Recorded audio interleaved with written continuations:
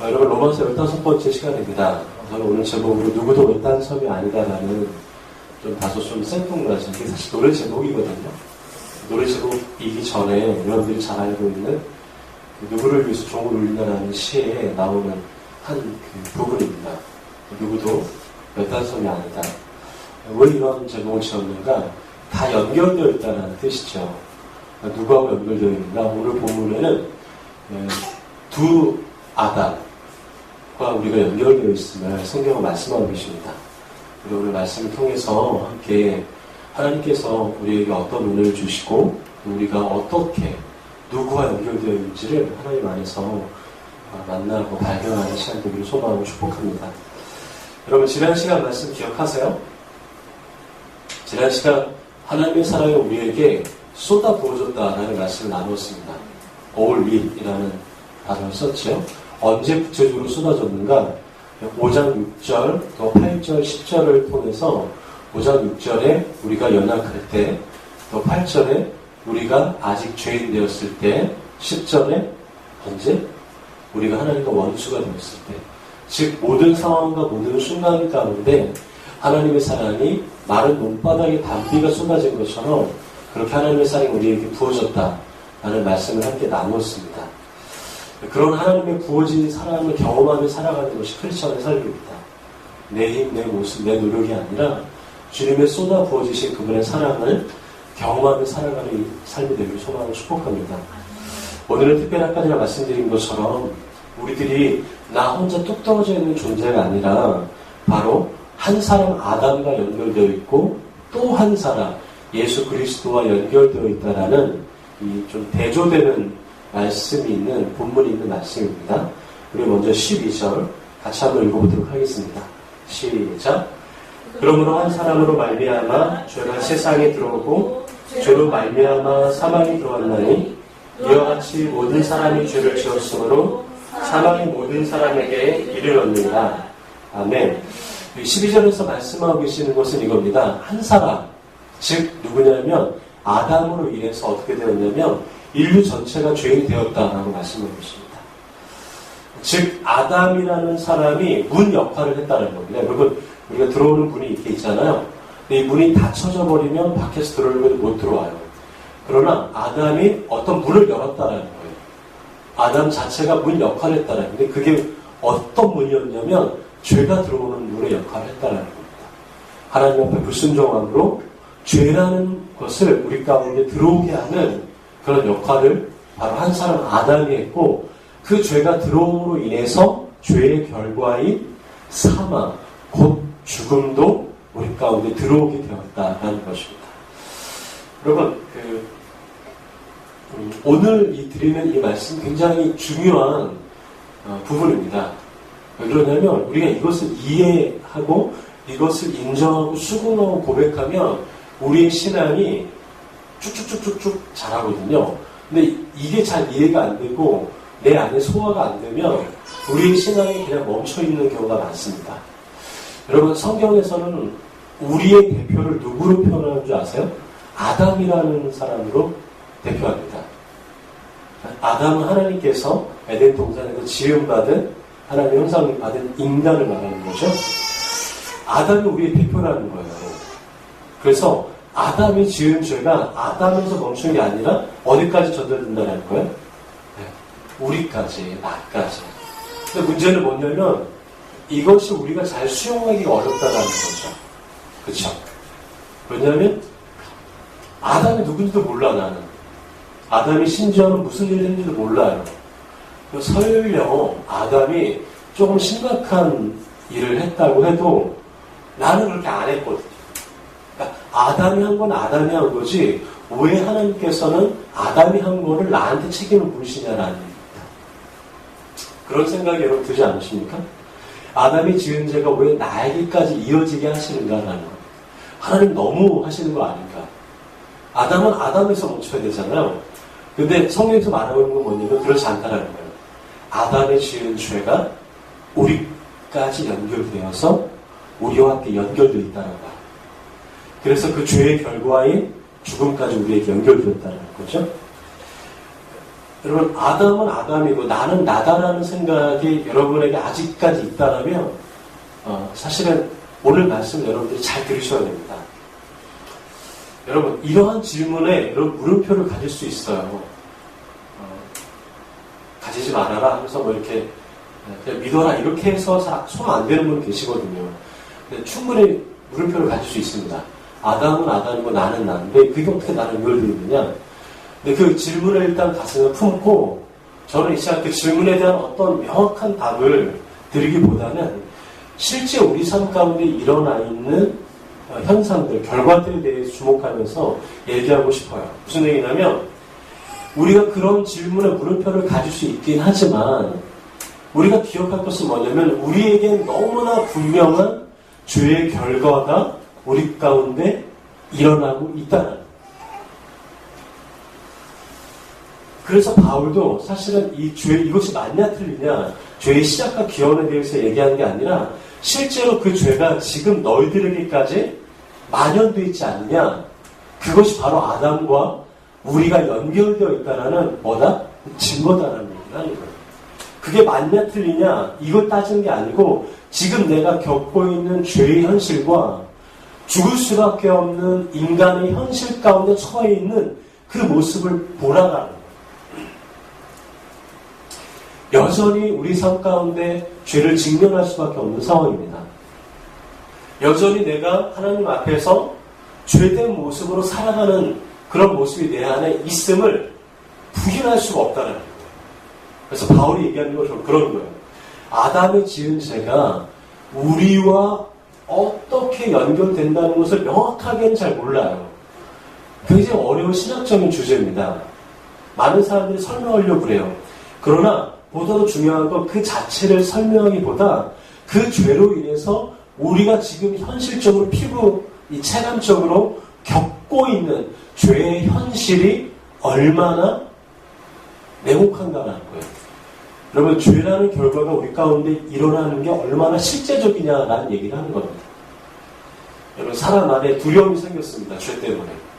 죄가 없을 때는 우리 삶 가운데 두려움이 없었어요. 죽음에 대한 두려움, 건강을 잃을 것에 대한 두려움, 사고에 대한 두려움, 실패에 대한 두려움. 그러나 죄가 있기 전에는 그러한 두려움이 이 땅 가운데는 있지 않았다라고 창세기에서는 말씀하고 계십니다. 여러분, 죄는 그러한 두려움과 사망과 죽음의 결과를 가져오게 되는 거죠. 죄 가운데 있는 현실에 살고 있다. 그러한 이유가 무엇이다?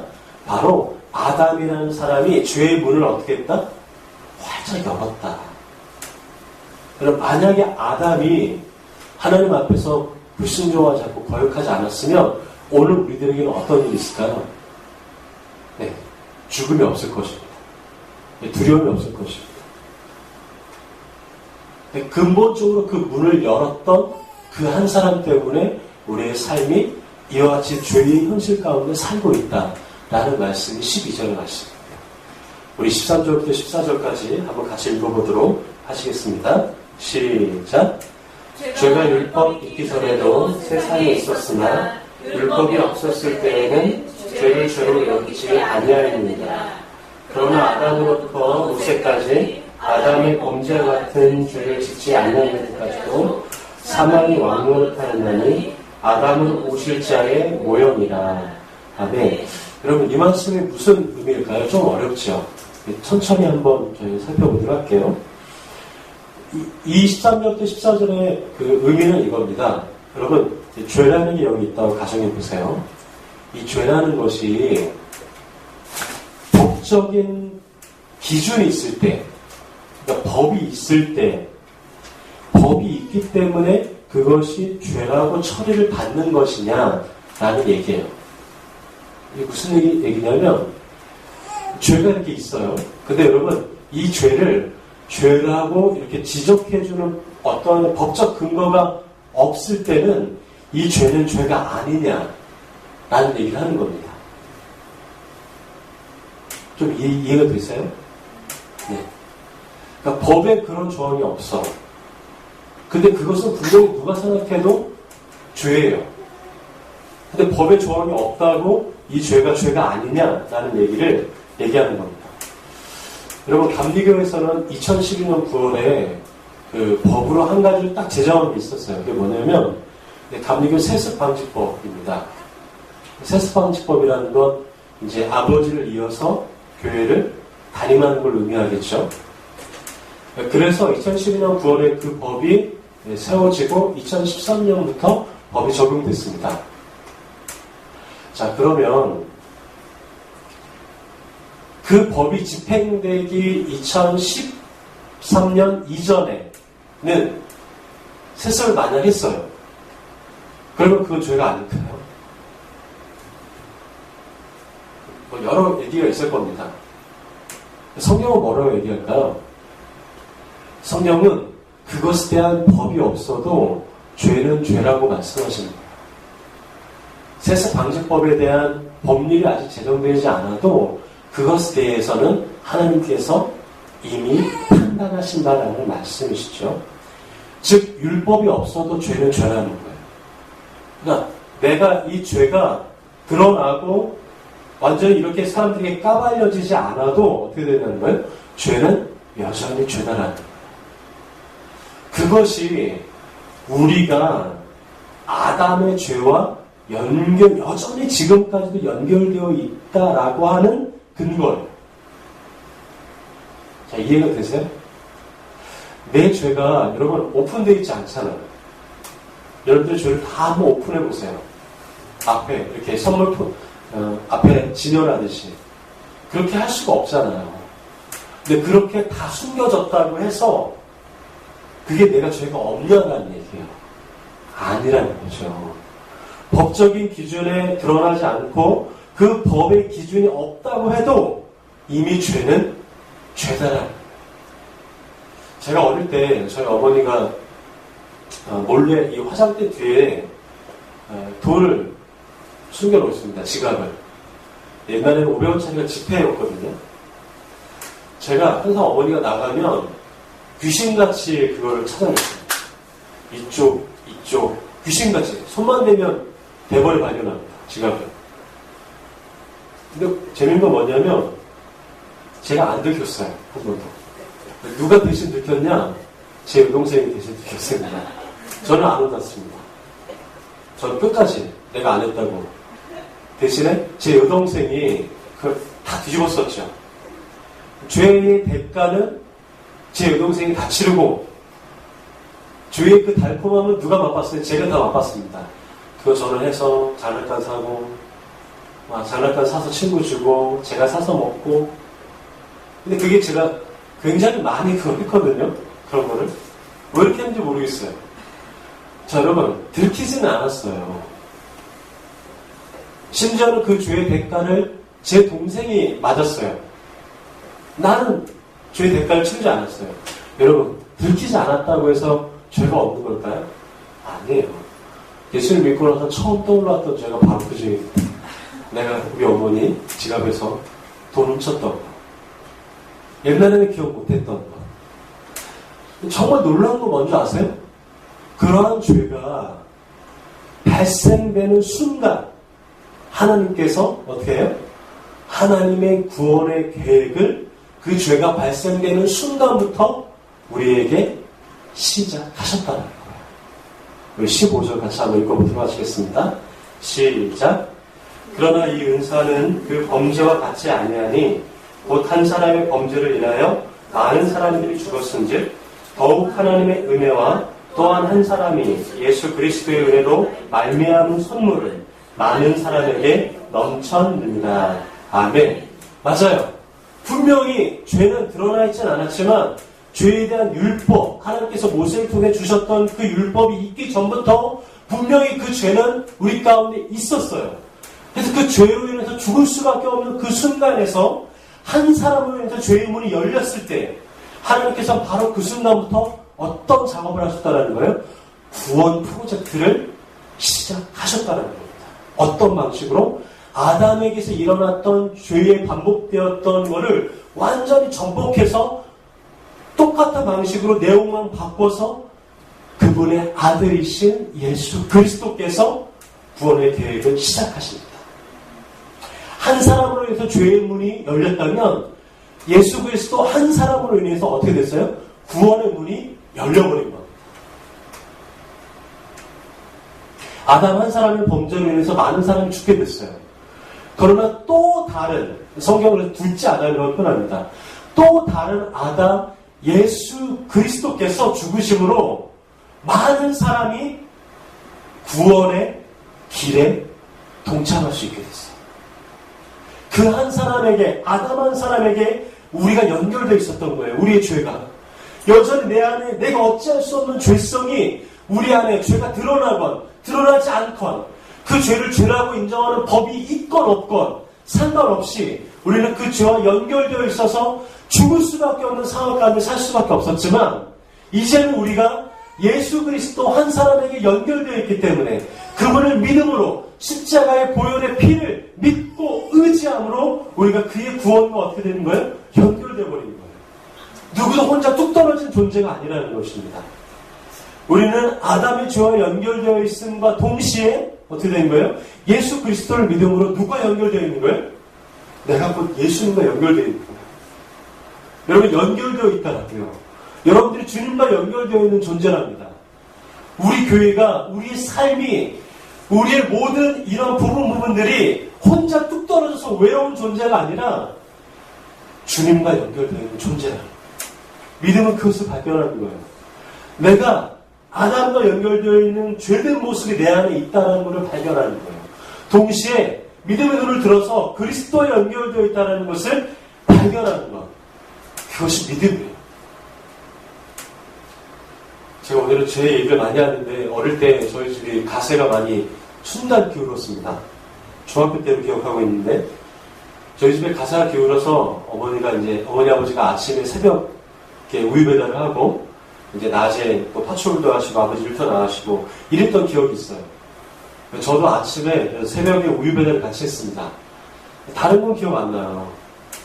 한 가지 기억나는 사건은 뭐냐면 이겁니다. 새벽에 우유 배달을 할 때 제 동생들은 어리기 때문에 제가 이제 어머니를 도와서 우유 배달하는데 어머니를 도와서 하는데 우유 배달하는 도중에 중간에 저희가 집이 갑자기 어려워져서 우리 집으로 살았던 집이 있었어요.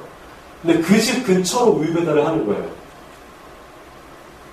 그래서 이제 저는 그냥 우유 배달을 하다가 아무 생각 없이 이제 랜턴을 가지고 있었거든요. 랜턴으로 그 집을 이렇게 비춰본 거예요. 그 집 안방을 이렇게. 저는 진짜 아무 생각, 개념 없이 그냥 이렇게 비춰봤거든요. 근데 갑자기 우리 어머니가 나중에 막 우시는 거예요. 제 기억에 우셨던 것 같아요. 왜 우셨는지 곰곰이 생각해보니까 그런 얘기 하셨던 것 같아요. 아, 얘가 집 생각이 나서 지금 자기가 살았던 집 생각이 나서 얘가 지금 그렇게 렌터를 비추나 보다. 그렇게 생각을 하시는 겁니다. 저는 그런 거 아니었거든요. 저는 아무 생각 없이 그냥 비춘 거예요. 이렇게. 진짜 아무 생각 없이. 제가 그때 그 저희 어머니의 눈물을 보면서 그때는 몰랐는데 지금 생각해보니까 제가 그때 내가 아무 생각 없이 이렇게 랜턴을 비췄는데 그게 내가 참 엄마의 마음을 아프게 했던 행동이구나 라는 생각을 하는 거예요. 여러분 우리가 잘 몰라요. 사실은 뭐냐면 아담도 잘 몰라요. 그리고 아담이 한 게 도대체 뭔지 또 그게 왜 나랑 연결되어 있는지 사실은 그렇게 명확하게 우리가 잘 모른다는 얘기입니다. 근데 우리가 언제 내가 하나님 앞에서 죄인임을 느끼는 줄 아세요? 그것은 우리가 하나님의 눈물을 발견하고 하나님의 아픔을 만날 때 내가 하나님 앞에서 내가 잘 모르고 했던 그런 행동들, 내가 잘 모르고 지내왔던 나의 모습이 하나님 앞에 죄인이다라는 걸 알게 되는 거예요. 우리는 잘 몰라요. 내가 죄인인 거 여러분 잘 몰라요, 솔직히. 그 어느 정도 괜찮다고 생각하죠.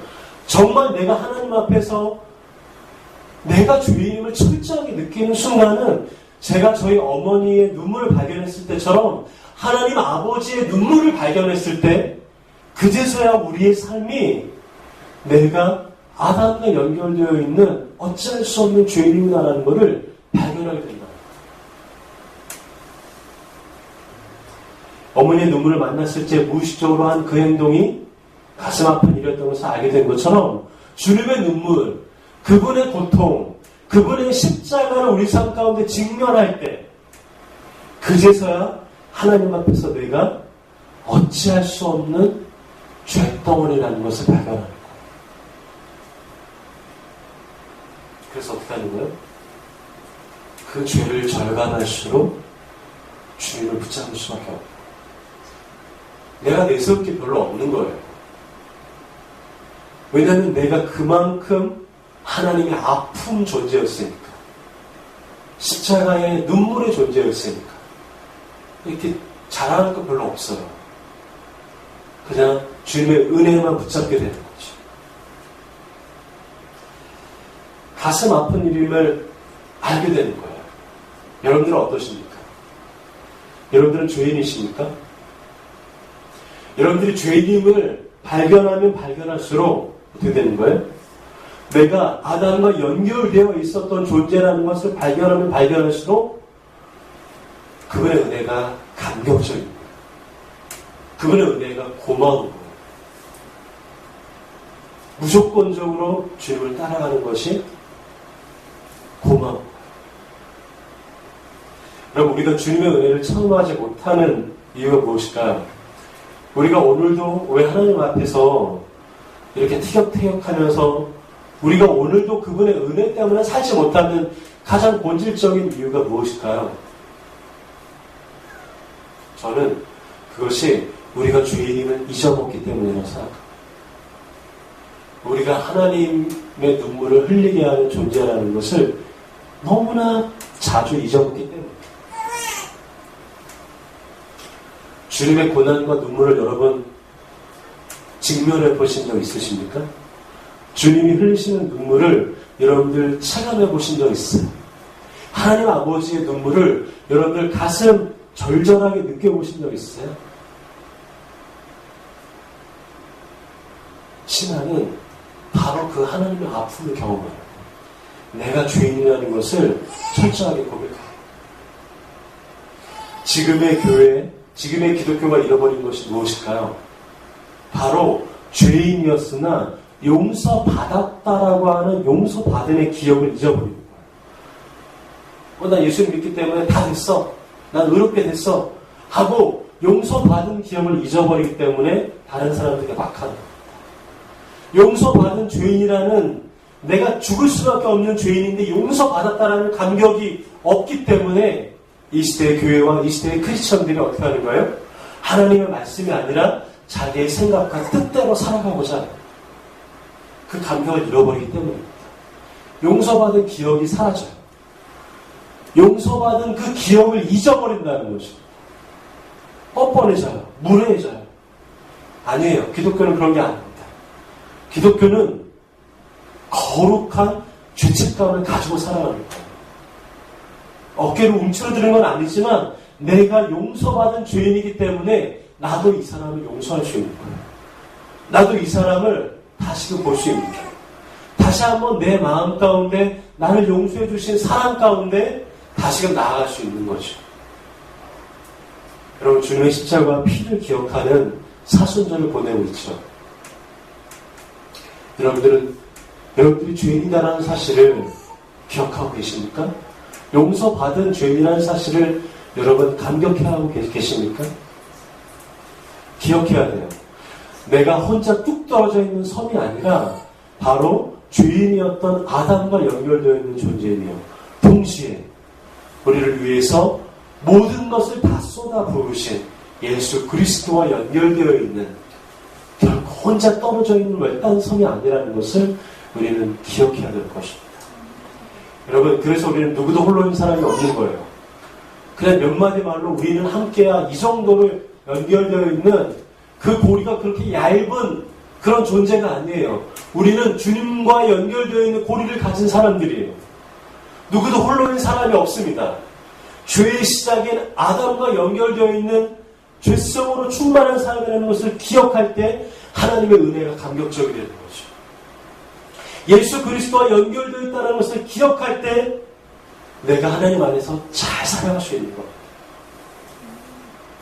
특별히 사순절을 지내며 특별히 내일부터 시작하는 이 종려주일 고난주간 가운데 저는 우리가 주님과 연결되어 있는 외딴 섬이 아니라는 그런 믿음과 소망 가운데 주님의 십자가를 붙잡고 살아가는 저와 여러분 되기를 소망하고 축복합니다. 잠시 기도하겠습니다.